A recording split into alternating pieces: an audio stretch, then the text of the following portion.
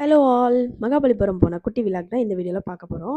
First place வந்து மகாபலிபுரம்ல எங்க போயிருந்தோம்னா, பஞ்சபாண்டவர் ரதம்னு சொல்லப்படுற 5 பேருக்கும் தனித்தனியா ஒரு கோவில் இருக்கும்.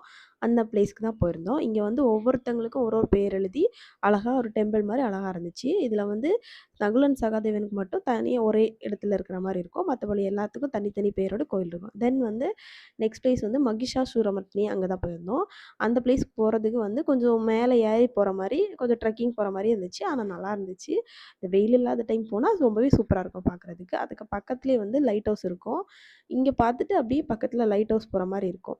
தென் நாங்க நல்லா கொஞ்சம் டயர்டா இருந்துச்சுன்னு வந்து உட்காந்துட்டு, அடுத்துல நெக்ஸ்ட் பிளேஸ் போயிட்டோம். அங்க அர்ச்சுனன் தபசு இதான் அர்ச்சுனா கேவ். அங்கேயும் நின்னு ஃபோட்டோஸ்லாம் எடுத்துட்டு நல்லா ஜாலியா என்ஜாய் பண்ணிட்டு அடுத்த பிளேஸ் கிளம்பிட்டோம்.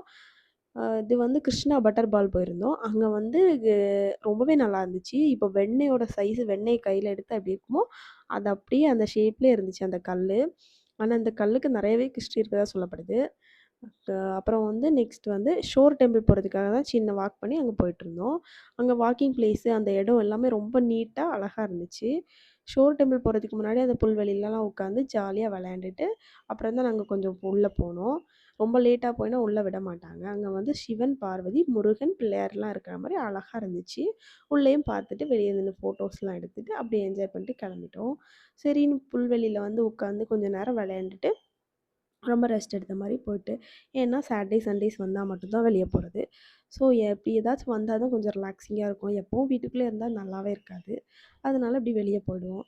சரி நெக்ஸ்ட் வந்து மகாபலிபுரம்லயே அங்கேயே பீச் இருக்கு. ஸோ அங்கேயே போயிட்டு ராட்டினம்லாம் ஆடி என்ஜாய் பண்ணிட்டு வீட்டுக்கு கிளம்பிட்டோம்.